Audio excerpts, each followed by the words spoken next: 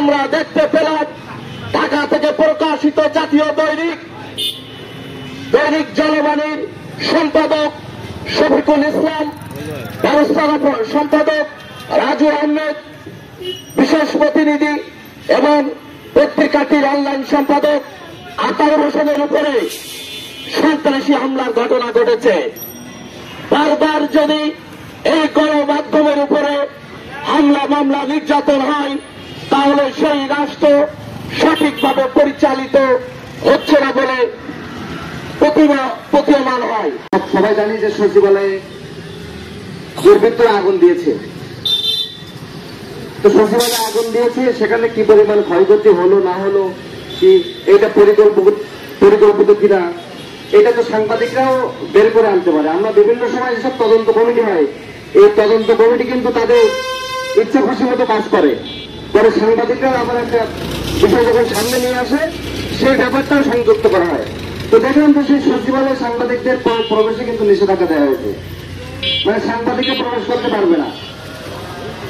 তাহলে এটিও কিন্তু একটি অন্যায় এবং রহস্যজনক ব্যাপার বলে আমার মনে হয়েছে।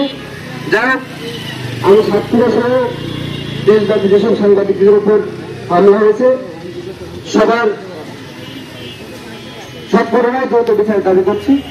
জুলাই এবং আগস্টে আন্দোলনকারীদের সাথে সাংবাদিকদের ভূমিকা কতটা ছিল এই বাংলাদেশ তথা সারা বিশ্ববাসী জানে যে এই গণমাধ্যম কর্মীরা নিজেদের জীবন বাজি রেখে সেই কথিত ঘটনা সকলের মাঝে তুলে ধরেছিল, এমনকি তাদের জীবনও দিতে হয়েছিল, অনেক হামলার শিকার হতে হয়েছিল। সন্ত্রাসী লেগিয়ে দেয় আমাদের বিরুদ্ধে নির্যাতনের জন্য। তারই পরিপ্রেক্ষিতে গত 19 তারিখে আপনারা জানেন সাতক্ষীরা জেলা তালা থানায় 2 সাংবাদিককে নির্যাতন করে তাদেরকে আহত করে তালা স্বাস্থ্য কমপ্লেক্সে ভর্তি করা হয়। অদ্যাবধি এখনো সেই সন্ত্রাসী রমজান গ্রেপ্তার হয়নি। একজন সম্পাদক, সেই সম্পাদকের অধীনে অসংখ্য প্রতিনিধি থাকেন। তারা সমাজের বিভিন্ন নিয়ম অনিয়ম এর সংবাদ পত্রিকার মাধ্যমে তুলে ধরেন, কিন্তু দুর্ভাগ্যের বিষয় সেই অনিয়মের রিপোর্ট যখন পত্রিকাগুলোতে প্রকাশিত হয় তখন সেই অসাধু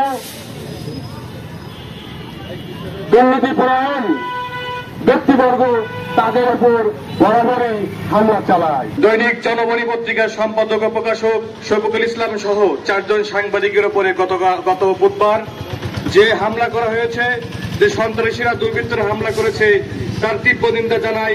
এখনো পর্যন্ত সে আসামিরা কোনো গ্রেপ্তার হই নাই, চিহ্নিত হই নাই। গণমাধ্যমের কণ্ঠকে রোধ করার জন্য বারবার এই যে হামলা, বিগত কিছুদিন আগে সাতক্ষীরা 2 সাংবাদিকের উপর হামলা করা হয়েছে, একজন সাংবাদিককে অবন্তরভাবে অপমান করা হয়েছে, কিন্তু তার কোন দৃষ্টান্তমূলক আমরা পেলাম না। এভাবে যদি গণমাধ্যমের কণ্ঠকে রোধ করা যায় তাহলে রাষ্ট্রের যে চতুর্থ স্তম্ভ থেমে যাবে। চতুর্থ স্তম্ভ থেমে গেলে এদেশে অন্যায় দুর্নীতির পরিমাণ বেড়ে যাবে, এই দেশ রাষ্ট্রের একটি অন্ধকারে নিমজ্জিত হয়ে যাবে। এজন্য আমরা চাই, যারা গণমাধ্যমের কণ্ঠকে রোধ করতে চাই, সরকারের সুদৃষ্টি কামনা করছি, এই সন্ত্রাসীদের এখনই থামায় দিতে হবে।